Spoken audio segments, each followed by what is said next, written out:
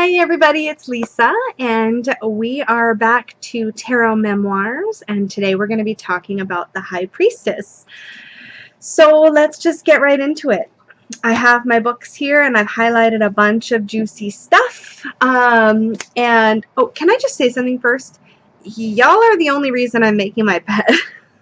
I'm sure Peggy's not minding, but I swear I've only started making my bed like every single day because I'm filming in here. Like, thanks. Anyway, so talking about the High Priestess, let's get right into 78 Degrees of Wisdom. Before we get right into it, the High Priestess is one of those cards that I thought I was really comfortable with. And then I started really digging into it this week, and I was like, I haven't really gone as deep with the High Priestess as I realized I could have. So this was an amazing week for me for really digging in. So with that said, I'm going to pull out some of the juiciest bits in here. There might be a bit, but I'm going to try not to read to you for too long. So, getting right into Rachel Pollack's book, the first bit that really caught my attention this week when I was reading into this was this part here. The tarot splits up the feminine archetype into two trumps and actually assigns the benign qualities to the second one, which is trump 3, the Empress. The High Priestess herself represents a deeper, more subtle aspect of the female, that of the dark, the mysterious, and the hidden. And I thought that was really cool that it was talking about the female archetype being split in two. For my own personal work, I've often seen the High Priestess as the side of, say, the divine feminine or the goddess associated with the dark moon or the new moon or even the crescent moon. Whereas I see the Empress very much the full moon, the mother aspect. So that was really cool to me. Oh, I highlighted a lot. Okay, I'm going to try to get through this.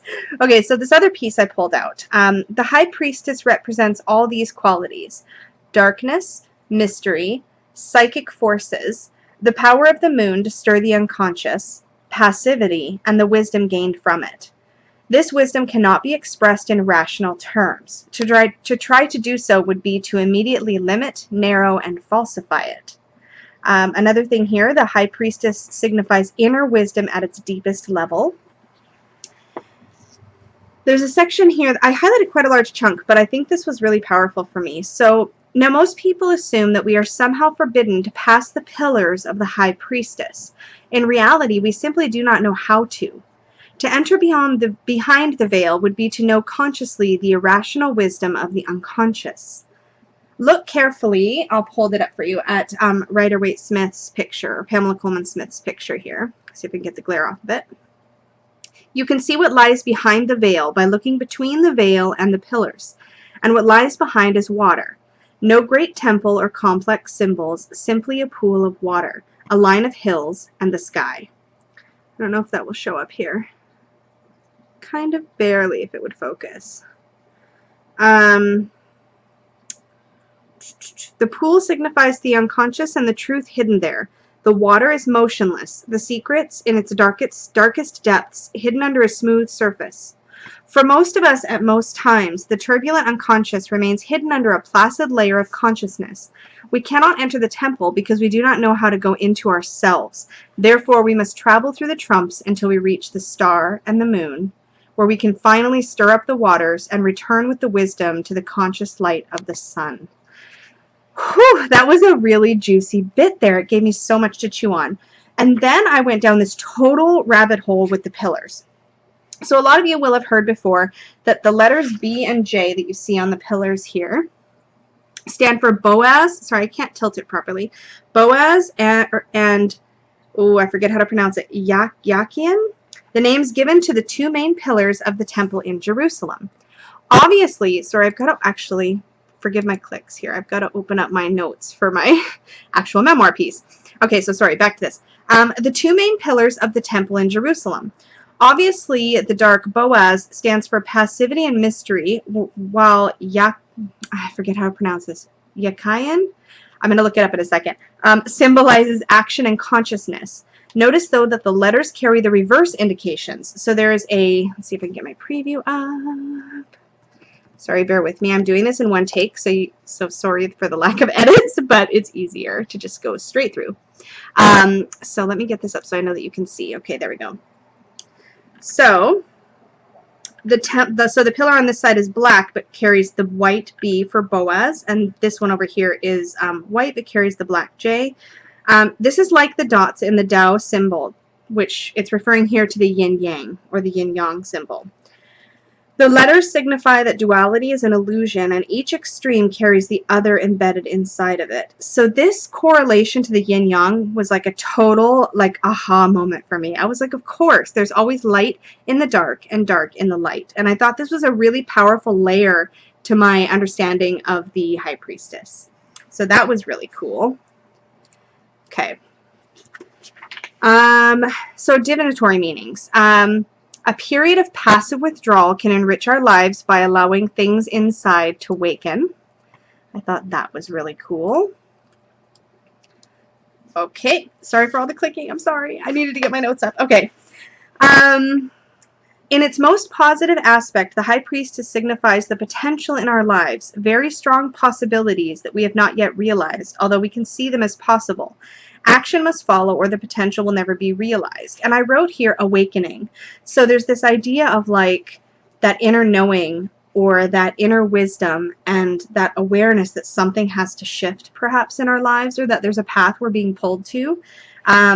It goes a little bit deeper for me in my head than that, but it's hard to articulate, which I think is actually part of the mystery and the magic in the High Priestess, is that there is unknowns. There is harder to articulate mysteries. Negatively, the trump indicates passiveness at the wrong time or for too long, leading to weakness, fear of life and other people.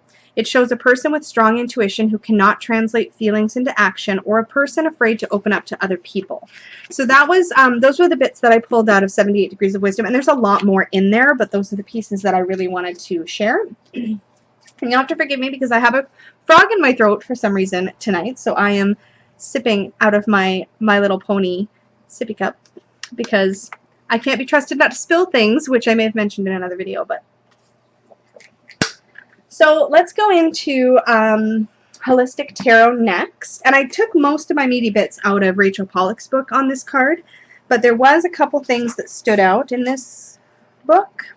So there was another compare section. So I'm finding these throughout Holistic Tarot, in each, at least in the trumps so far, there have been occasionally sections where it briefly compares this particular major arcana card to another one. Here she compares the High Priestess to the Hierophant, and she says, compared to the Hierophant. Okay, so the Hierophant is about the, okay, this is a weird word for me, pedagogy? Pedagogy? If you know, feel free to share below. That was a big word for me. Of wisdom and divine knowledge. While key 2, the High Priestess, is associated with the mystical or metaphysical possession of wisdom and divine knowledge. So the Hierophant denotes ecclesiastical authority. The High Priestess suggests an authority of natural, universal, or cosmic law. Now I also see the High Priestess as sort of innate personal authority or sovereignty, whereas I see the Hierophant as spiritual wisdom gained through a teacher or through a sort of a gatekeeper of spiritual knowledge. So then we have here, the card itself is shrouded in mystery, and therefore its meaning will vary widely from practitioner to practitioner, which makes perfect sense to me given my personal experience with this card. Finally, the reverse in Holistic Tarot says, deceit, duplicity, secrets are present that could be detrimental to the seeker if the truth continues to be suppressed. And then that leads us to Kitchen Table Tarot with Melissa Sonova.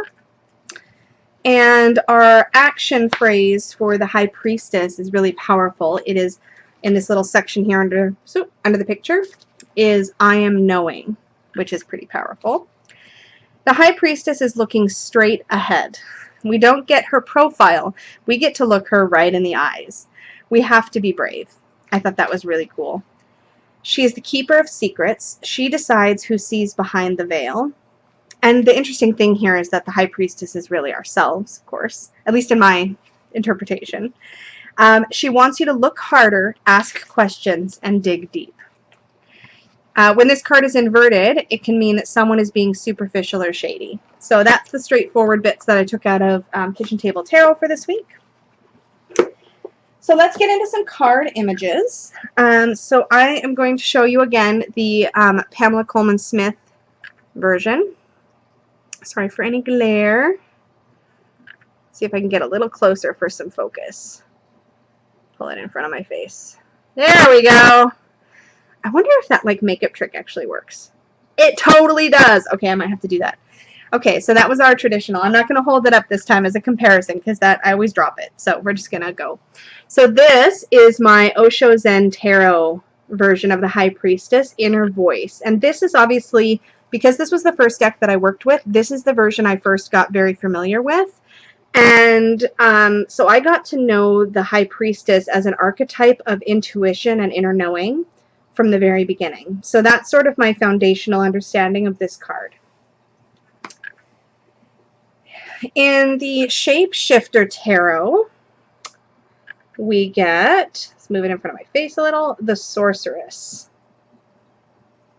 Sorry for my chipped nail polish, but manicure day is Saturdays. Sorry, there we go. So she's got a very, she's got a cauldron, there's all that mystery. She's got actually up above her these, let's see if I can get it closer. There we go. Almost like Stonehenge sort of stones up there. A lot of cool stuff we can look at. I love this one. So this one is the Healing Light Tarot. Silhouette-y, but you see again, you see a veil, you see the two pillars, you see this figure, and it looks like she's holding up the moon. I love that. This is probably one of the most powerful High Priestess cards I have ever seen. I wonder if I just hold it like that. There we go. So this is the Marielle. I love in this image that we get this faceless woman. The water, she's of course shrouded in a veil, but she also looks like she's made of a tree. So I know there's lots of glare, but I wanted you to get a lot of that image. This one really just grabs me from that deep mystery, like visceral feeling of hidden knowing. Powerful. I really like that one. This is the Legacy of the Divine Tarot. High Priestess again. Now here we see the pomegranate, and I want to talk about that a little bit. So at least my understanding of the reference to the pomegranate, and we're going to come up with another card that will show this also, is at least my understanding of it is the mystery of Persephone. And Persephone goes to the underworld. She takes a bite of the pomegranate, and that commits her to stay, and that's part of that whole mythology of going into the underworld. So that always reminds me of a journey to the underworld, the pomegranate does.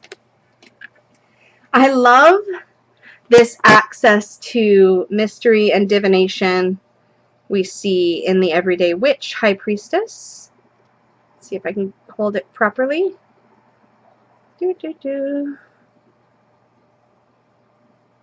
Still the pillars, only in this case they're candles, but I do like how there's a black pillar with a white candle and a white pillar with a black candle, and of course we see here our priestess with some rune stones and tarot cards and a crystal ball, and it's like all the mysteries in one card. Love it. This is my second newest deck, the Journey to the Hidden Realm. The beckoning of come with me to the underworld, come with me to a place of mystery. That one just grabs me. I love it. So this is actually really funny. So when I unboxed this deck, this is the Textured Tarot. I was talking about how I loved the veils in this image for the High Priestess, and the way that symbolizes to me illusion and moving deeper and moving past illusion. And I made a reference. I said, oh, somebody said this was their favorite High Priestess. No, actually, that person had been referring to the High Priestess. I'm going to bring these together. I won't be able to see the screen for a second. But this other one here, this is the Fountain Tarot. Look at how similar those are with the veils. And I was like, yeah, it's very, very cool. Both of these priestesses are shrouded in, can't figure out where to hold things, sorry. Both of these priestesses are shrouded in veils themselves, and then also have veils around them. So there's that mystery, that deep feminine mystery. I can't get over how similar those are. It's pretty cool to me. The art style is very different, of course, but the imagery is very similar, which explains why I love them both so much. This is a really powerful, the next two are going to, at least for me, symbolize more of that Persephone story. So we have the, I'm ducking, sorry. I'm trying to see my previous screen so I can make sure it shows up. This is Prisma Visions, and we see what looks to be a character who has, there we go, who has just taken a bite out of a pomegranate, and almost, it gives me this feeling almost like Snow White after she bites the poison apple and then just kind of drops it. That's what this makes me think of. This figure has had the pomegranate and is now moving along on her journey. You see the crescent moon in the background and the water. I really like that image. And then, of course, I have the original Mythic Tarot with the image here of Persephone into the underworld holding her pomegranate there in her hand. Yeah. Again, we still have the pillars. Man, the pillars, like I said, I went down such a rabbit hole looking those up. Oh, that's what I was going to share with you. Okay, I had this in my notes. So, Yakin is pronounced Yakayan, from what I could find. So, Yakayan and Boaz are the name of the two pillars. The word Yakayan in Hebrew means upright or stable. Boaz, on the other hand, meaning power or might. Stability or being upright is a passive force. It's like holding your ground, but you're staying. It's not mobile. Whereas might and power is a much more active force. So there's that yin and yang or yin and yang sort of energy that I was mentioning before. And then another thing I grabbed from some of my research was that some esoteric meanings describe that within these two pillars, when these two pillars and their energies are in balance, a third pillar is formed between them, which is wisdom. And in Kabbalistic teachings, the pillars represent Sephiroth, the tree of life, and symbolize mercy and severity. But I thought it was really interesting, this idea that when these two active and passive principles are in balance, they create this wisdom. And it's not the wisdom of experience so much as, again, that deep inner knowing. Anyways, I've got a few more cards to show. But I really wanted to share that before I forgot. So this is from the beautiful Anna K Tarot. Let's see if I can get her in there. This just reminds me of a wise woman. Just again, somebody who knows the mysteries and is in connection with the phases of the moon and the tides. This just feels very deeply connected to me. And this one, every time I see this from this is the Borderless Deviant Moon, I get the feeling of you shall not pass. This feels very powerful feminine to me, like no. This is like strong boundaries, and like sovereignty is a perfect word for this card. This feels very powerful to me. Very powerful. And you still get the yin and yang if you look at the floor with the black and white. So we still have that reference. I don't know that there's a pomegranate referenced here, but I don't need that. And I get such a powerful, fierce energy. And I love that there's the little dark moon part of her face here as well. So those are the cards I picked to show this week. And so, wow, it was tricky. So I keep leaning on my computer so that I can use my mouse. But it was tricky to me to think of a really good personal anecdotes for this at first, until I started thinking of this idea of connection to the divine wisdom within. And then I was realizing that the everyday sort of experiences that I have that connect me with this High Priestess energy are working with the tarot, or my magical practice. So any prayer or invocation, working with goddess energy, these things are all me connecting to something deeper, some sort of deeper wisdom or deeper knowledge within me and within the collective unconscious, which is how I see the mystery of the High Priestess. So that was sort of my easiest connection for more of a mundane or everyday sort of thing. The other thing that it made me think of, besides divination, was the wisdom, I want to say this correctly and sensitively, but there's a type of wisdom or knowledge that one gains through trauma. And I am in no way saying that trauma is a gift, but I am saying that there is a type of knowing that you have an opportunity to experience when you have experienced trauma. So there's all kinds of different trauma. At its surface level, I feel like traumatic experiences or difficult experiences, I'll use the word difficult because trauma is very personally defined, but difficult experiences or painful, highly charged experiences, they teach us about our survival techniques, about our coping techniques. And in moving away from those traumatic or difficult experiences later, we have to dive deeper inside to determine the source of those things and to actively work towards moving away from coping strategies that no longer serve. Now, that's a very specific type of shadow work and of personal growth work, but that's what I thought of when I thought of deep knowing, is that some of that knowing, at least in my own life, comes from a place of pain and difficulty. And those things have given me access to information about myself.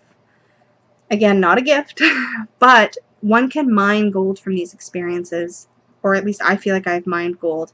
It might be like messy gold, but I feel like I've had an opportunity to learn things about myself that I might not have needed to even learn otherwise. And I wanted to mention that, and I wasn't sure how to express it, and hopefully my meaning comes across, because I mean it in a very sensitive, compassionate way, and in a way that comes across, or in a way that expresses my own personal experience. I don't mean to speak for anybody else, because everybody's experiences are different, but that has been my personal experience. And so I associate that deep inner knowing with that difficult work. And work really that for me will probably always be ongoing. And I think that that can be really powerful. And I want to be able to see the power in it for my own work and my own practice. So let's see. Another thing that I wanted to mention about the High Priestess. So this is more shadow side. So I'm going to speak very, very generically about a situation that I experienced, because I wasn't the only person in that situation. But I experienced a situation at a point in my life where I developed a really close connection with somebody, and we outlined early on, because of my own personal past, we outlined what that relationship was going to be. And it wasn't a romantic relationship, it was a friendship, but it was a really close, surprisingly close connection. And we outlined what the boundaries of that connection were going to be. And it was very blunt and it was very transparent, because when I get close with somebody in my personal life, it's important that I have those very clear established boundaries. And at a certain point in this friendship, as good as that friendship felt, I had this very deep intuitive instinct rise up that said something is going sideways. Something is not the way that it needs to be. But that friendship, that connection, that relationship was providing such comfort and in some ways such healing to me that I pushed that feeling aside. I turned away from that inner knowing because it was more convenient for me to be in the moment. It was easier to be in the moment. It was easier for me to enjoy what I was experiencing in this friendship and not look deeper. So I didn't. And it went badly. And it partly went badly because I didn't listen to myself. And I think that for me, the shadow experience of the High Priestess is when I don't listen to that gut, to that inner knowing, to that inner feeling, particularly when it is around that wisdom I've gained from past trauma or past difficult experiences. I know what having my boundaries disrespected looks like. And it doesn't have to be a conscious or intentional thing that somebody else is doing to me, but I know what it feels like to have that boundary crossed. And I owed it to myself to listen to that. And that was my responsibility to me. That was nobody else's responsibility. But I didn't listen, and things went pear-shaped. So that is the shadow experience I wanted to share about the priestess, is that it's important to listen to that inner truth. And this is why so often when we pull a tarot card reading, we're like, oh yeah, tarot cards are like, you already know this, girl, like, you know what's going on. You don't need me to tell you. That I get readings like that, and I don't know if everybody else gets readings like that, but I hear it's kind of common. So I'm thinking that sometimes what we're doing is we're not listening. We're not tuning in. We're not taking the silence that we need to really determine what's actually happening. So that's the shadow I wanted to share. The light, the biggest, I guess, most tangible connection to this that I wanted to share, the first time I felt energy. And this was powerful for me because, again, as I've mentioned before, I came from a very almost left-brained perspective into tarot. I came at this experience of learning to tune into my intuition from a very analytical place. That's why I ditched the book for the Osho Zen Tarot. That's why I forced myself to learn how to read intuitively, was because I needed to know that it worked. And so when I first began diving into the idea of building and generating and moving energy with my intention, something that I dove into when I first explored witchcraft and magical practices, I was super skeptical. I was like, this sounds like woo, I don't get it. And I can't remember for the life of me which book I was reading. I wish I could remember, but it was probably one of those like beginner teen witch, like Silver Ravenwolf sort of books. But what the author said was to direct energy, your left hand is your passive receptive hand and your right hand is your active hand. And this is just this is how it was expressed in that particular book. And it was like, okay, focus all of your intent and imagine that you were sending energy out of your fingertips. And I actually at this point was coming at this again from a degree of a lot of skepticism. And my girlfriend at the time, I said, okay, I want to try a thing. And I didn't tell her what I was going to do, which in hindsight, probably super irresponsible, but I was like 21. So I'm not going to judge myself because, you know, we do dumb stuff when we don't know the ethics and all that. But I was like, just turn around. And this isn't dirty, I swear. But I was like, can you just pull up your shirt? Because I wanted just to see her back. And I didn't want her looking at me. And I didn't want to touch at all. I was just, so I closed my eyes and I imagined building up that well of energy inside of my center. Like, I was so skeptical. And then I held my hand quite a ways from her skin, like quite a ways. And we weren't anywhere reflective. Like, I mean, I was so aware of any way that this could be cheated. And I started moving. I tried to direct energy just out of my first finger. And I started moving my finger in a particular pattern on her back. But again, quite far away. It wasn't like she could feel the heat of my hands, nothing. And I said, do you notice anything? And she didn't know what I was trying to do. And she said that to her, what she was feeling, and she could tell me exactly where I was directing the energy, to her it felt like a cross between tingling and a pulling sensation. And the harder I focused and directed this energy along her back, the more she started to get uncomfortable. And she was like, she actually got really freaked out. She was like, I don't like that. I feel like I'm not in control of my body. Like, I don't like it. So we stopped.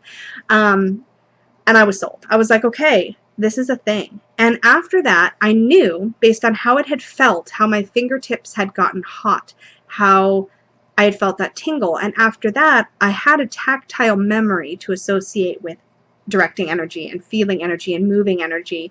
And it validated so many of my experiences that would follow as I explored witchcraft and magic and all of these practices. I had this tangible, real, factual experience to turn to. And that was me developing and determining my own relationship with that particular practice of moving and directing energy. And so that's the most powerful memory I could think of really deeply connecting to that High Priestess energy from a mysteries perspective, from something that I can't tangibly explain. And that's kind of the sort of thing that I associate with the High Priestess. So that's it for me for sharing from Tarot Memoirs this week. Oh, I started a Facebook group called Supportive Tarot. I was on the For Love of Cards group on Facebook, and I was talking about how my Marshmallow Marseille came in, and I have Tarot on Earth by Tom Benjamin, and I'm going to be starting a series weekly. I'll be hosting a weekly live stream and working my way through the Tarot on Earth book, which I hear is going to be a process and take some time, so I'm not going to be rushing it. I will start that probably next week sometime, if not this weekend, with an introduction. And so in this Supportive Tarot Facebook group, if you want to follow along and you're watching after the fact, if you can't join us live, that might be a great place to break things down and discuss. But I also thought that it would be a great place to discuss this Tarot Memoirs series. So if there's maybe a memory or experience you want to share for the weekly Tarot Memoirs card, but you want to do it in a place that's not public and open, like on YouTube, you can come do that with us in the Supportive Tarot group, and we can kind of share and bounce back and forth different experiences we've had. That would be really fun. Again, this is a very personal series, but I welcome anybody who is comfortable sharing to share, but don't feel like you need to. It's, again, I'm choosing to sort of open myself up in this way because it makes this a very tangible and real experience for me, and I enjoy being vulnerable. I think it's a really powerful thing to do. So yeah, Supportive Tarot Facebook group. What else? I think there was something else, but I can't remember right now.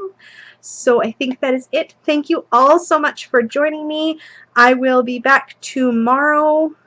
By the time you're watching this, it'll be tomorrow, but I'll be back on Sunday with the decks that I worked with this week and a review of those and picking my decks for next week. And I will see you all very, very soon. Thank you so much and have a great day, morning, evening, afternoon, wherever you are. Bye!